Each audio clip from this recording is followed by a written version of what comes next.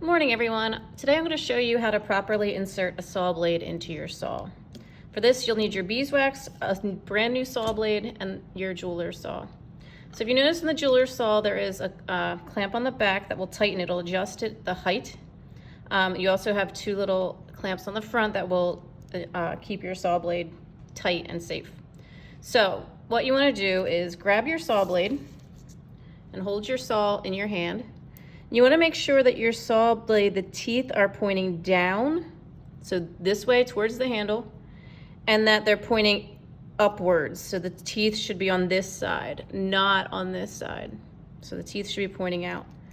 And you're going to insert one end of the saw blade into this clamp, and you're going to tighten it so that it's not moving and it's not pulling out. Now the other end, you want to make sure it fits perfectly right inside of this clamp. You do not want it to be hanging down further, and you don't want it to be like right inside there because it won't have enough to grip it. Now once it's sitting in there, what you're going to do is you're going to take the handle and you're going to press the saw against your table. So press from your hand, pushing it against the table. So I'm going to do that right now. And while you're pressing against the table, you're going to tighten the saw blade.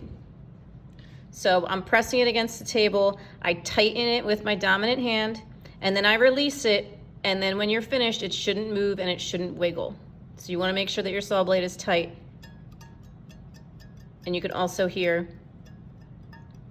a little plinking noise, but this should not be moving at all. If it's loose, it's going to break.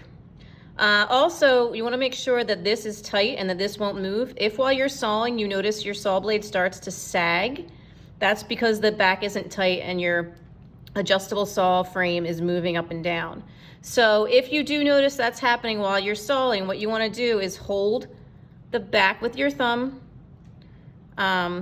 It'll be loose, so you're going to push up with your thumb and tighten it, and that should make it expand so that your saw blade is tight in here.